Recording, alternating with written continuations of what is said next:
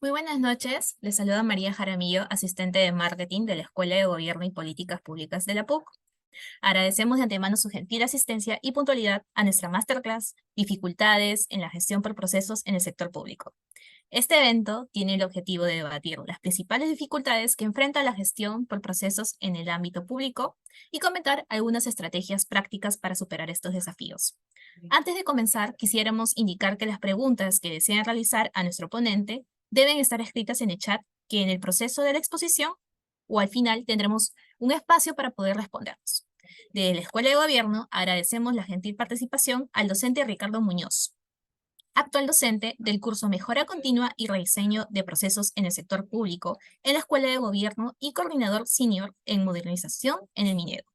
Cuenta con estudios de posgrado en Políticas Públicas y Descentralización en la Universidad de Minnesota y en el local Autonomy College de Tokio.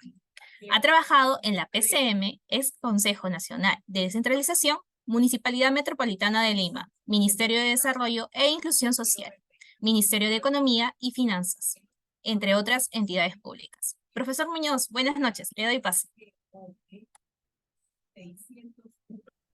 Gracias, María. Buenas noches igualmente. Igualmente, buenas noches a todos.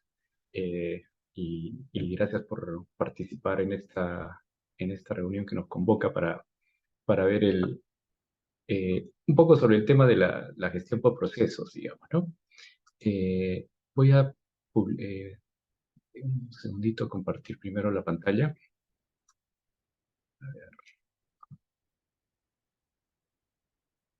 Me avisan si se puede ver. Sí, se logra ver perfectamente, profesor. Perfecto. Bueno, como les decía, en esta reunión vamos a ver, digamos, un poco el tema de las dificultades que se enfrentan cuando tratamos de implementar la gestión por procesos en el sector público. Y voy a partir principalmente por lo que es una definición, digamos, de lo que es un proceso. Y eso va a ser un poco la entrada que voy a utilizar para ver justamente a veces algo de la problemática que enfrentan las entidades públicas y que tiene que ver mucho o influye mucho en el desarrollo y la ejecución de los propios procesos, digamos, ¿no? Hace ya algunos años Eh, atrás, una directiva justamente para la implementación de la gestión por procesos.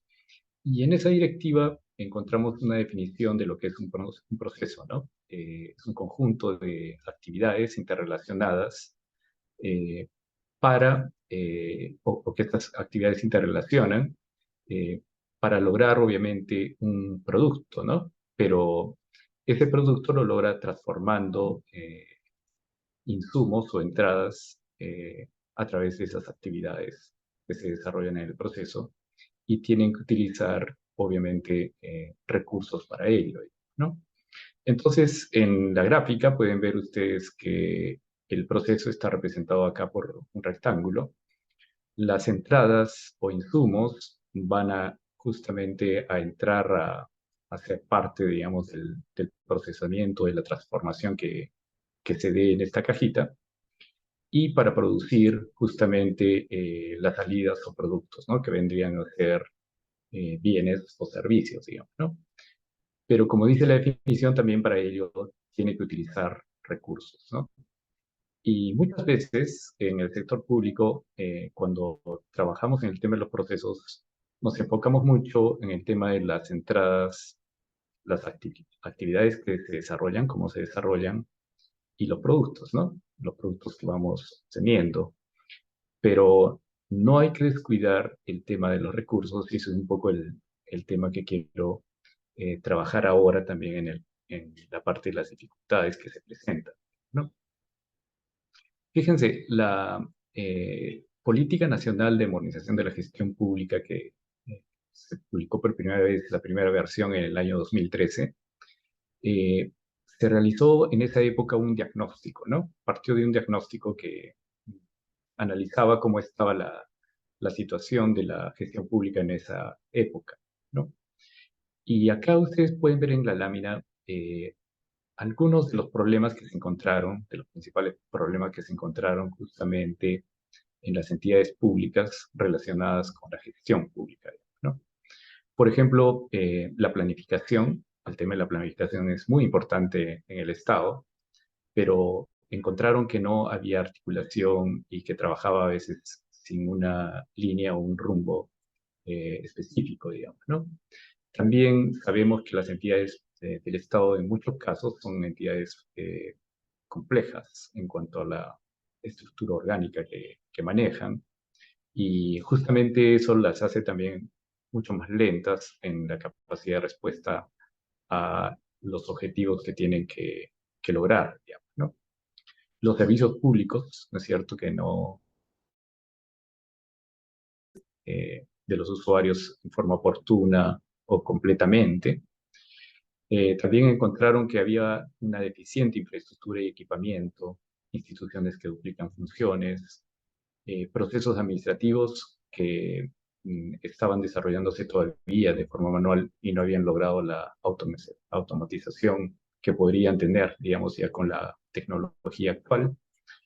Eh, el alto centralismo que se tiene en el propio Estado actualmente, digamos, ¿no es cierto?, para la ejecución principalmente de obras de desarrollo, ¿no es cierto?, en diferentes partes del territorio.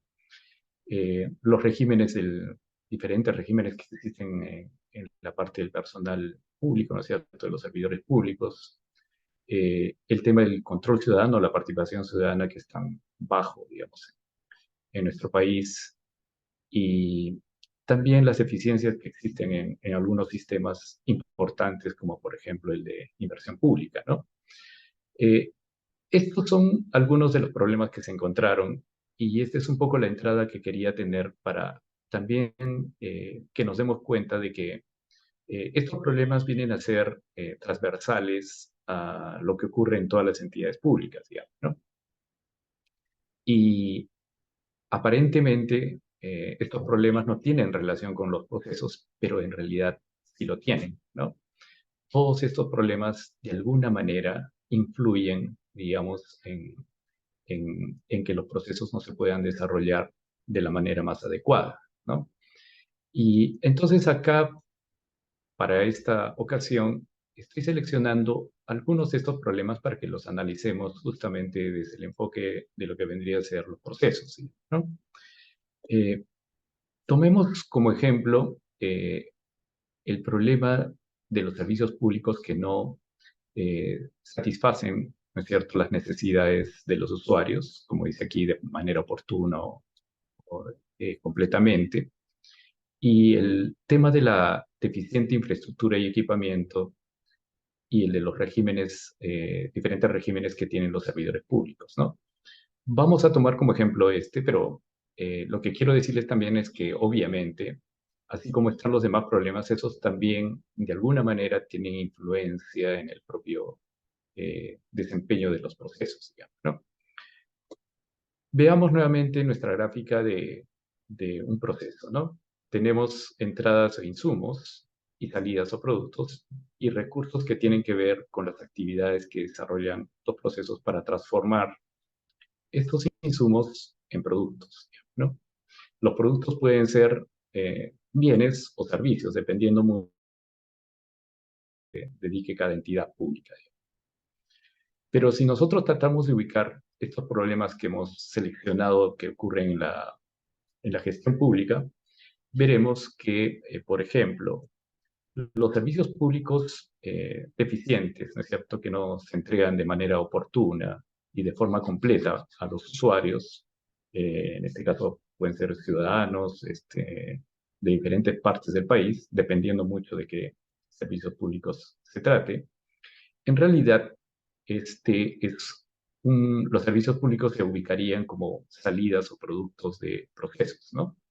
Siempre los servicios públicos llegan de alguna manera a usuarios finales, ¿no? La gran mayoría de los servicios públicos llega a los ciudadanos que tienen que usar o los utilizan para algún fin que ellos necesitan, ¿no? Cumplir o cubrir. Pero eh, no vamos a enfocarnos tanto en los procesos mismos que tienen obviamente una problemática intrínseca en el sentido de la propia gestión por procesos en cuanto al diseño, porque ahí obviamente también se presentan problemas internos de los procesos. Y también en la parte de los insumos, ¿no? Porque los insumos también se presentan o pueden presentar dificultades y que no permiten que los procesos se desarrollen de la manera adecuada para justamente desarrollar estos productos, digamos, ¿no? Analizando los dos problemas que hemos visto que identificaron en el diagnóstico de la política de modernización del año 2013, vemos que esos dos problemas que hemos seleccionado no tienen que ver con el proceso mismo en cuanto a el diseño del proceso o en cuanto a que sean insumos para el proceso, sino que tienen que ver con recursos que necesita el proceso para poderse ejecutar. Estamos hablando de infraestructura y equipamiento y estamos hablando de servidores públicos. La infraestructura y el equipamiento son recursos que utiliza el Estado, en este caso entidades públicas, para poder brindar sus servicios públicos.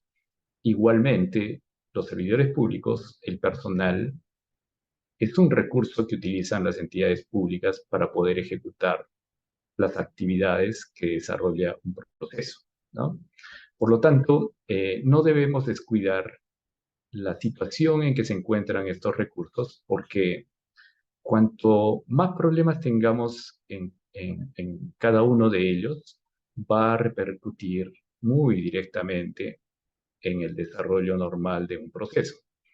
Y esa es la razón que, por ejemplo, en este caso tengamos servicios públicos que no sean entregados de la mejor manera a los usuarios, ¿no? O a los ciudadanos. Eh, Analicemos un poquito más detenidamente cada uno de ellos, ¿no? Veamos, esta gráfica, este cuadro que fue elaborado por la asociación AFIN, muestra, digamos, cómo está la situación de la infraestructura pública, digamos, en los últimos años, digamos, ¿no? Para cada o para diferentes sectores, digamos, ¿no? Eh, Fíjense como, por ejemplo, en el sector transportes, del año 2016 al 2020, había una brecha de infraestructura de más o menos 21.000 millones de dólares, ¿no? Pero la proyección hacia el 2025 ya es de 57.500, casi 57.500 millones de dólares. O sea, eh, la brecha de infraestructura está incrementándose en el tiempo. No es que está sucediendo, digamos, una reducción de esta brecha.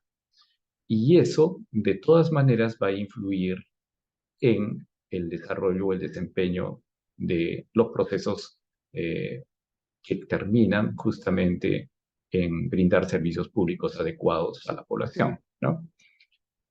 Pensemos, por ejemplo, en el sector salud, con hospitales que todavía no se han culminado diferentes áreas, por ejemplo, construcciones, o lo que vemos en noticias, ¿no? Que existen infraestructura que todavía no ha logrado concretarse porque está paralizada, etcétera, ¿no? Pues eso influye directamente en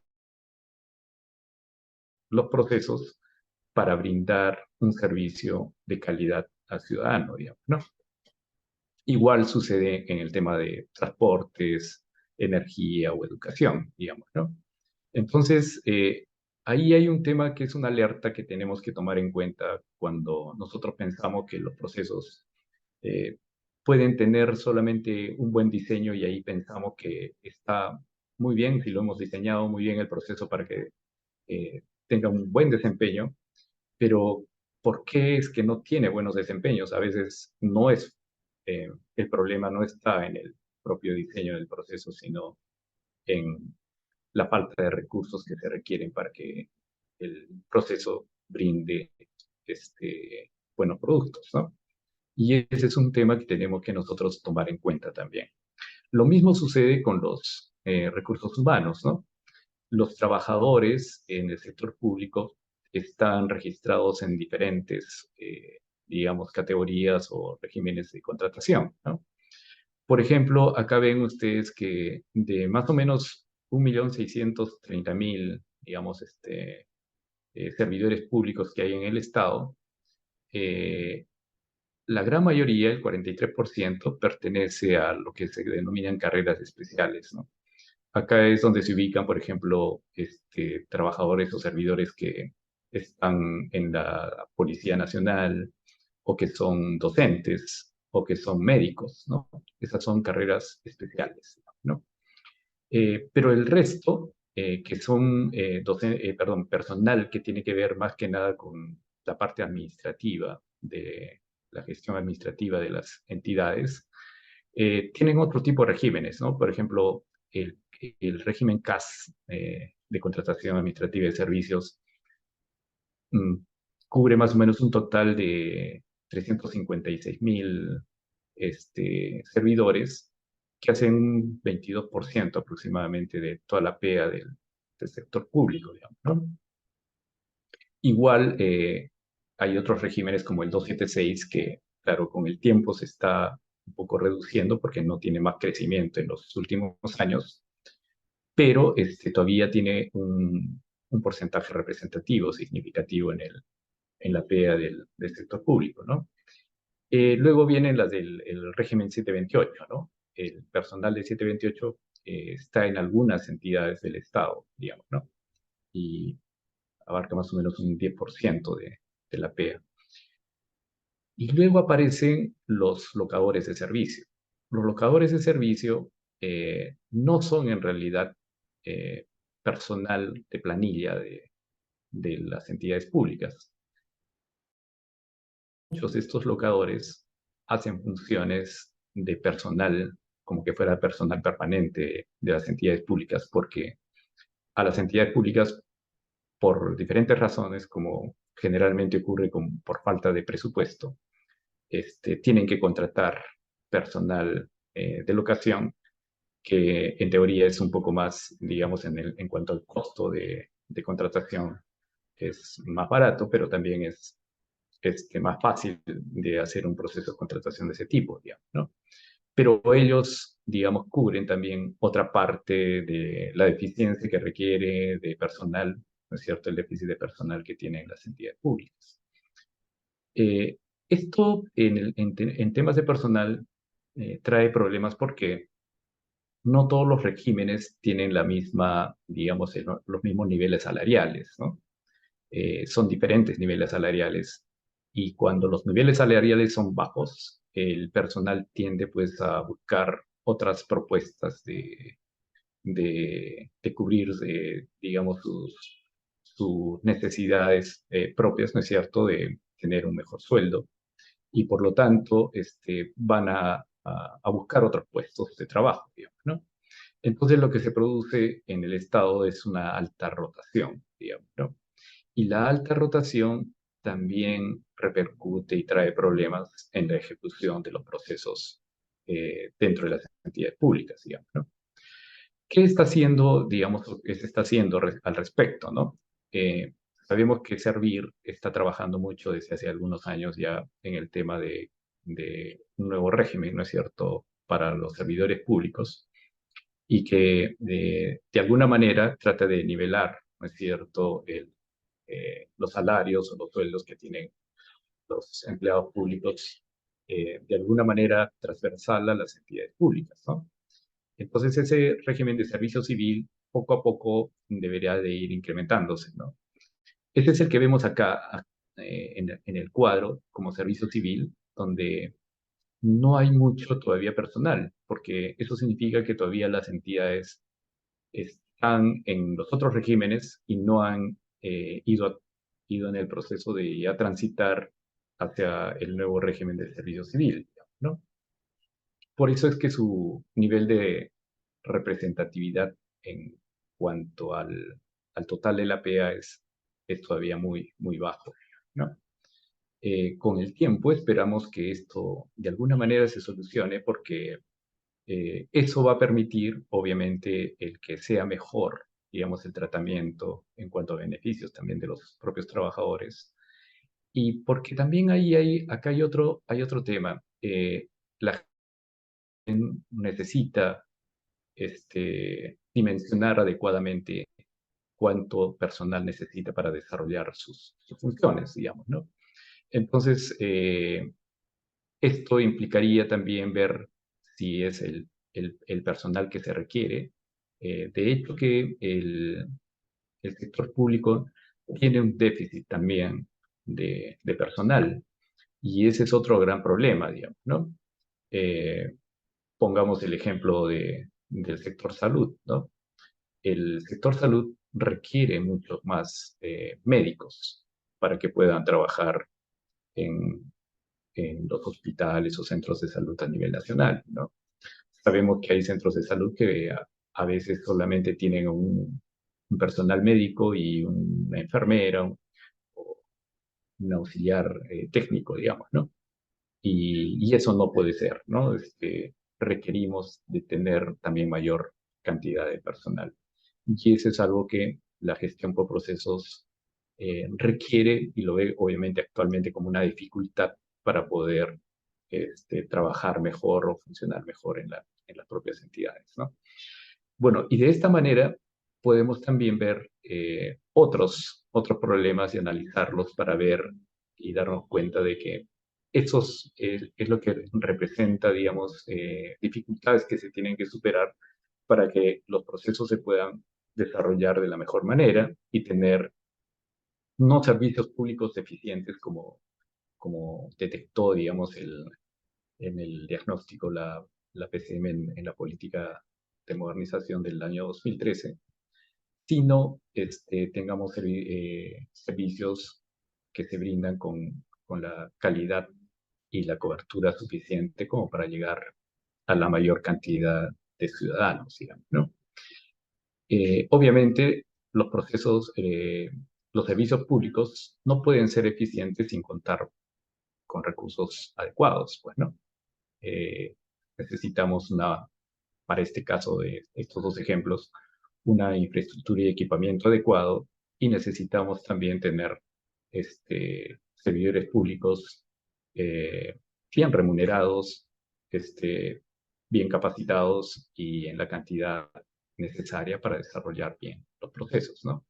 Cuanto más mejoremos esta situación, pues los procesos podrán desempeñarse de la manera más adecuada y podremos garantizar y asegurar que los servicios públicos se están brindando con la calidad adecuada como para que cubra las necesidades que tienen los ciudadanos de ellos, ¿sí? ¿No? Eh, bueno, eso es un poco lo que quería yo conversar el día de hoy. No sé, primero de repente podemos entrar a una ronda de preguntas. María, si es que han habido algunas preguntas, podemos ir las viendo, digamos, ¿no?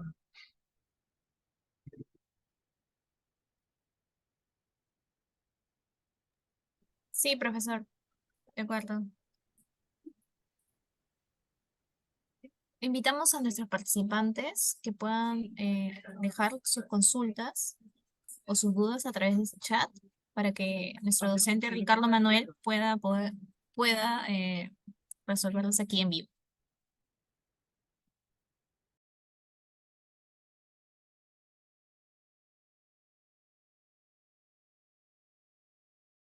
Bueno, en todo caso, quisiéramos hacer hincapié eh, a todos los asistentes de este Zoom, hacerle una pregunta, ¿no? Con respecto a todo lo que usted ha mencionado, cómo usted podría relacionarlo con el curso de mejora continua y rediseño de procesos en el sector público, que está pronto a iniciarse, ¿no?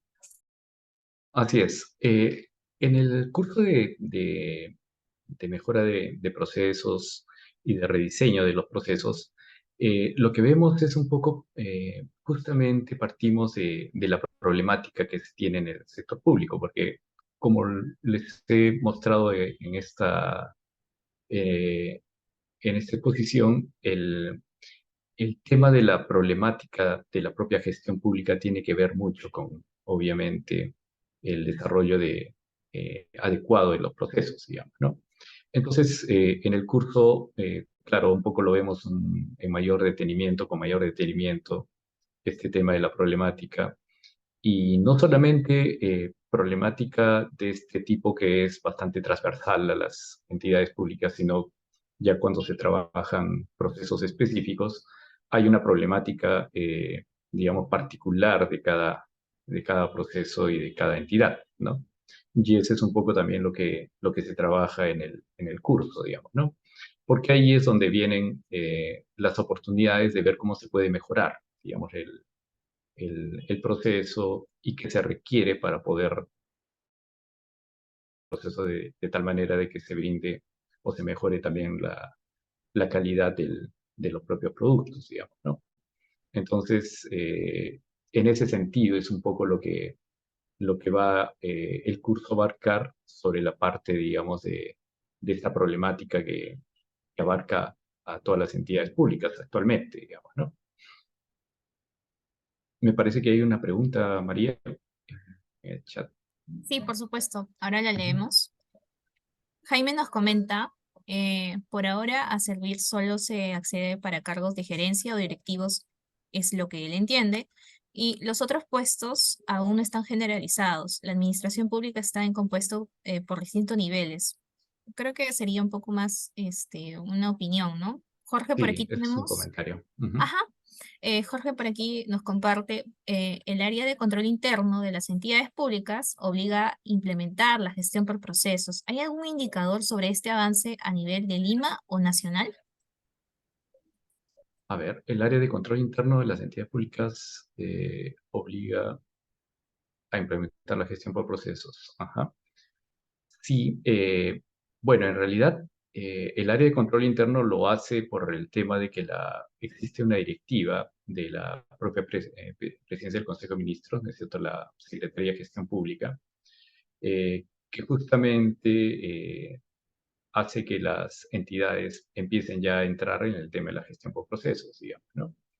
Eh, No estoy enterado al menos de que la Contraloría haya publicado, haya hecho alguna publicación sobre cómo va el avance en cuanto a implementación de la gestión por procesos en las entidades, ¿no? Es en realidad algo que va avanzando, yo creo, más o menos lentamente. No es que todas las entidades lo hagan rápidamente, digamos, ¿no? Entonces es un proceso que va a ir de manera gradual y continua, este tema de la implementación de la gestión por procesos. No tengo dato directo sobre el avance o algún indicador sobre el avance que exista actualmente en el proceso de implementación. Ujú. De acuerdo, profesor. Vamos con la siguiente pregunta que nos deja aquí Jaime, que menciona por qué el Estado no promociona a sus trabajadores que se capacitan profesionalmente en vez de crear puestos de locación de servicios. Sí, ahí la pregunta, o sea, es un poco más complejo en realidad la situación, digamos, ¿no? Del Estado. Depende mucho de las entidades públicas también, digamos, ¿no? Por lo general, las entidades públicas tienen pocos recursos en lo que se conoce con el cliente, digamos, ¿no? El gasto corriente en las entidades tiene un crecimiento a veces inercial, pero es muy bajo, ¿no? Anualmente. Entonces, generalmente las entidades cubren todo su gasto corriente, o sea, al final del año han prácticamente gastado todo el gasto corriente, pues, ¿no? O sea, llegan a un 98, a veces al propio 100% de ejecución del gasto corriente, digamos, ¿no? A diferencia de lo que es el gasto de capital, digamos, ¿no? Eh, y eso significa que llegan a cubrir en cuanto al personal, porque el personal se paga con justamente recursos de gasto corriente, ¿no? Entonces tienen en su planilla prácticamente todo cubierto, digamos, ¿no? Este es un primer problema, ¿no? El tema de recursos para poder ir contratando más personal para planilla, digamos, ¿no? Otro segundo problema ahí es que existen algunas barreras para poder seguir contratando también. Por ejemplo, el personal del régimen 276 no puede incrementarse ya más porque es un régimen que está tratando de más bien buscándose que con el tiempo desaparezca y más bien migren hacia el régimen del servidor, de los servidores públicos que tiene servir, digamos, ¿no? Entonces, ahí hay otra limitación, digamos, ¿no? Luego, el tema de los CAS, ahí hay idas y venidas a veces porque también no es tan fácil el que creen nuevas plazas para CAS. Entonces, cuando las entidades necesitan algo de personal y tienen algún recurso disponible, pues van por la vía que es más rápida para poder, digamos, cubrir esa necesidad de personal, que es primero contratando a través de locación de servicios, digamos, ¿no? Esa es más o menos la razón. Y porque la locación de servicios es un contrato que sale mucho más rápido, digamos, ¿no? No es un proceso que se tiene que seguir como para contratar al propio personal de la entidad, digamos, ¿no? Y entonces ahí, esa es, digamos, la razón por la que la mayor cantidad de personal que se contrata eh, más rápidamente o prefiere contratar más rápidamente las entidades lo hacen a través de los servicios de locación, ¿no? De acuerdo, profesor. Tenemos aquí otra pregunta de Elvis que nos pregunta, nos indica, ¿cuál es el marco normativo que exige, regula la implementación de la gestión por procesos?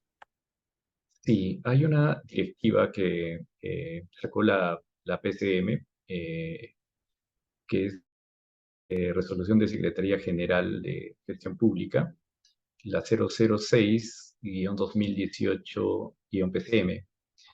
Esa resolución, digamos, esa directiva de ese año, que salió a fines de diciembre, es la que regula la implementación de la gestión por procesos en las entidades públicas, ¿no? Ujú.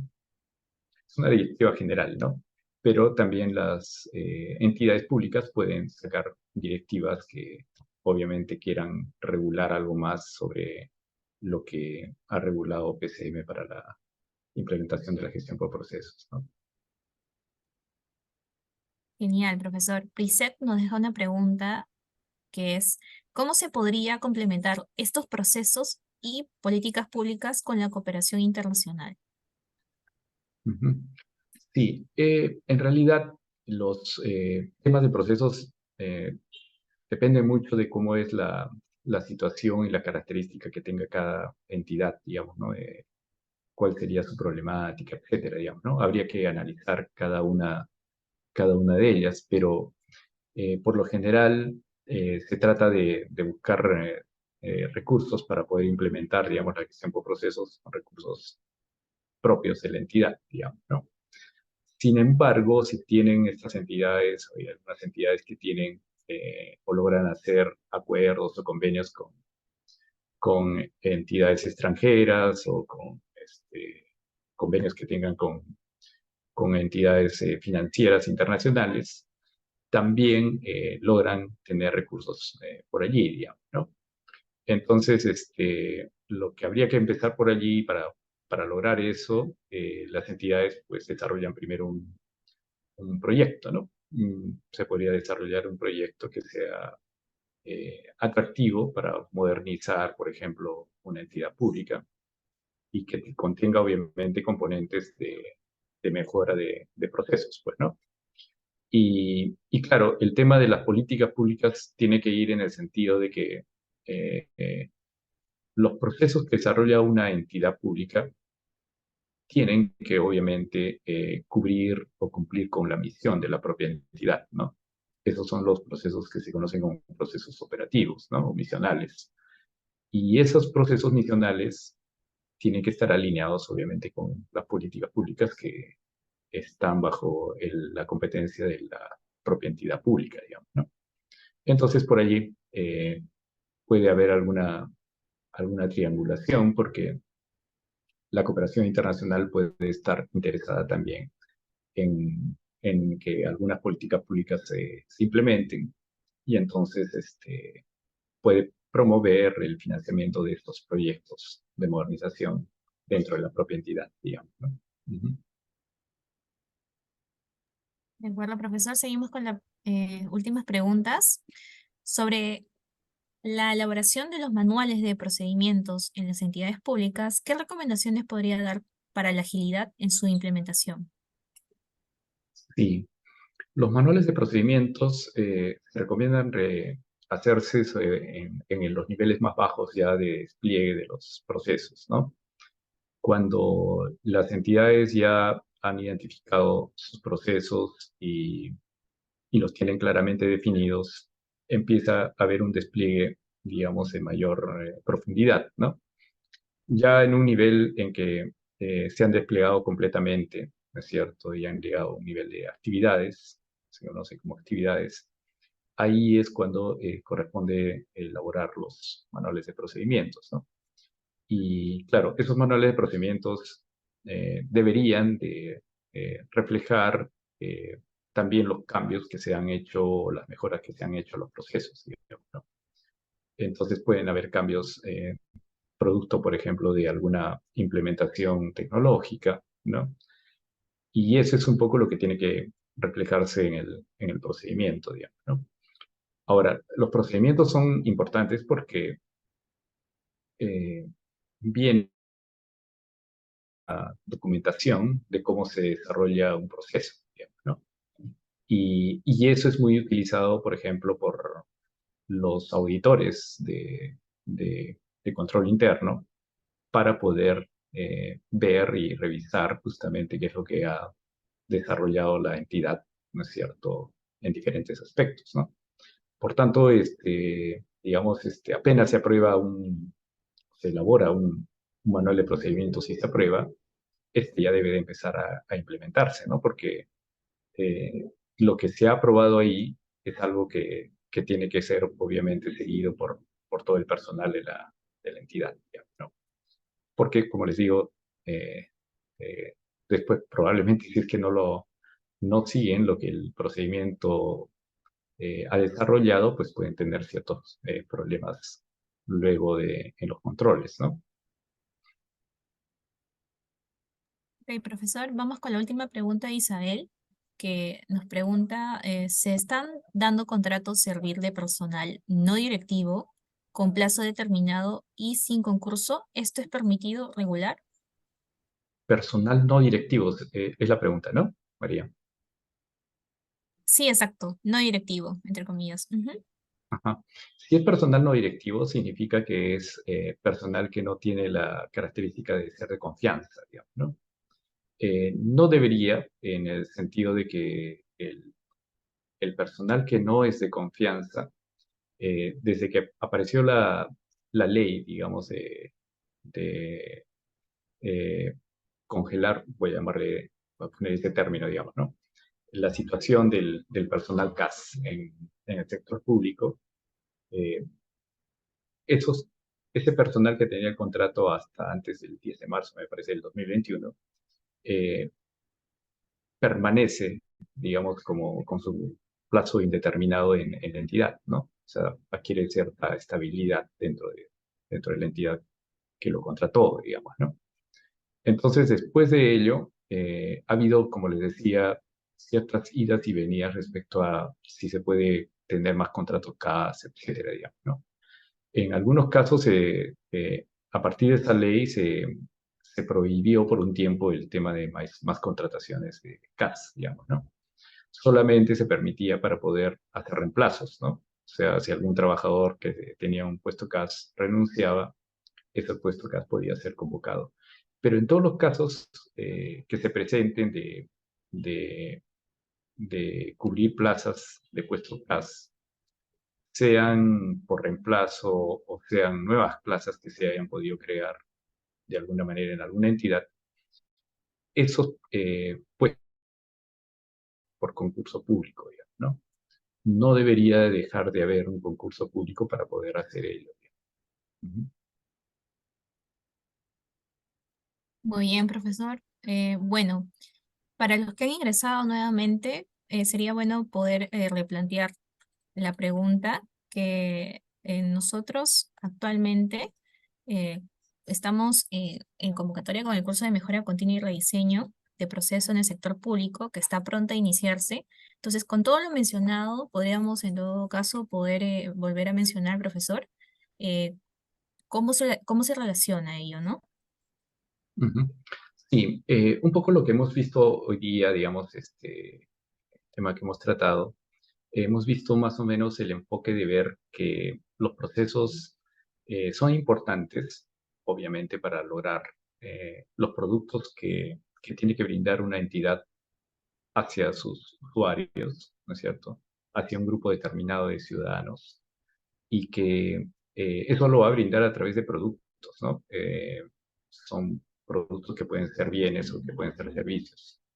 Pero lo que se ha tratado un poco de resaltar aquí es que no es fácil hacer esas implementaciones cuando no solamente pueden haber, digamos, dificultades dentro del propio proceso en cuanto al diseño del proceso, etcétera, sino también dificultades cuando no se cuentan con los recursos adecuados o suficientes para poder desarrollar las actividades que se necesitan para justamente brindar un servicio de calidad. Y eso es algo importante que tenemos que siempre tener en cuenta cuando implementamos la gestión por procesos. Eso es algo que también vemos en el curso, ¿no? Porque la idea de hacer mejoras a los procesos que actualmente desarrollan las entidades tiene que ver justamente con un análisis, no solamente de cómo el proceso se desarrolla, digamos, en cuanto a actividades que tiene que hacer y cómo podemos mejorar eso, sino también en cuanto a ver cómo van los recursos que tiene que por recibir ese proceso para poder desarrollar bien sus actividades, digamos, ¿no? Y entonces, a veces creemos que eso está dado porque no tenemos otra opción dentro de la entidad para poder mejorar esto, pero tenemos que hacerlo porque ya hemos visto que esos déficits van a repercutir y van a influir, digamos, en la propia eficiencia y eficacia de los servicios que se brinda, digamos, ¿no? Entonces, es importante el tomar en cuenta eso. Es una parte de lo que vemos en el curso, como hay otras partes más, obviamente, relacionadas con el análisis, el rediseño mismo de los procesos, digamos, ¿no? Muchas gracias, profesor. Y queríamos compartir con ustedes que nos están viendo en nuestra próxima edición del curso, donde el profesor Ricardo Muñoz Higuera, quien ha expuesto el día de hoy, eh, a través de nuestra asesora Jocelyn Huarca, asesora del curso, nos compartirá una valiosa información y las promociones que ustedes pueden acceder, en este caso, con el pase que hacemos en este momento. Buenas noches, Jocelyn, te doy el pase. Buenas noches, estimados participantes. Reiteramos el agradecimiento por su participación en nuestro masterclass en el marco de nuestra convocatoria del curso Mejora Continua y Rediseño de Procesos en el Sector Público, que está por iniciarse este 18 de marzo. Nos gustaría comentarles que nuestro curso se dicta en modalidad a distancia, cuenta con 40 horas académicas y tiene un descuento por pronto pago hasta el día 15 de marzo. Nuestro docente a cargo del curso, Ricardo Muñoz Portugal, es docente de la Escuela de Gobierno PUC. Se ha desempeñado como coordinador senior de modernización de la Dirección de Apoyo a la Gestión Educativa Descentralizada del Ministerio de Educación. La propuesta académica del curso de capacitación, mejora continua y rediseño de procesos en el sector público, con un total de 40 horas académicas, 32 horas son sincrónicas y 8 horas asincrónicas. En el slide presentado podrán observar el contenido temático del curso de capacitación. Del mismo modo, estamos dejando en el chat el link del brochure. Los diferenciadores del curso se basan en tener una plana docente con rol protagónico en el Estado. Su enfoque integral, desarrollado en una metodología teórico-práctico, se plantean en las clases en vivo con los docentes y grabadas. Al ser un curso de modalidad a distancia, brinda un amplio networking con alumnos de diferentes lugares a nivel nacional o internacional. Todo bajo el respaldo académico de la PUC. Y les recuerdo que todos los conectados a este Masterclass podrán obtener el beneficio del pronto pago hasta el día 15 de marzo. Nuestro curso de capacitación inicia este 18 de marzo, donde los horarios para las sesiones en vivo con el docente serán los días martes y jueves de 7 a 10 de la noche. La inversión regular es de 800 soles y actualmente contamos con un beneficio de pronto pago hasta el día 15 de marzo con una inversión de 700 soles. Y para todos los asistentes a este evento, tenemos un descuento especial, la tarifa grupal. Esto aplica a partir de 2 participantes y la inscripción de cada uno es de 650 soles. Pago único en su totalidad, por persona. Para aplicar esta tarifa grupal, estamos compartiendo en el chat el enlace del formulario para que puedan registrar sus datos y de esta manera nos contactaremos a la brevedad para las coordinaciones respectivas. La tarifa estará vigente solo hasta el día lunes 11 de marzo. Es importante resaltar que esta tarifa aplica a partir de 2 personas inscritas a más. No es válido para orden de servicio y está sujeta a previa evaluación del área responsable. En caso de dudas o consultas, pueden comunicarse al 914-202-341 o al correo electrónico yhuarca@puc.edu.p. El acceso directo a nuestro canal de WhatsApp lo estamos dejando en el chat. Muchas gracias, Jocelyn. Como ella menciona, vamos a dejar unos segundos para que para que ustedes puedan tomarle una captura y puedan contactarse para cualquier duda o consulta. No se olviden que pueden comunicarse directamente con nuestra asesora en el curso. Estamos dejando el link en el chat y muchas gracias por su gentil participación. Buenas noches con todos.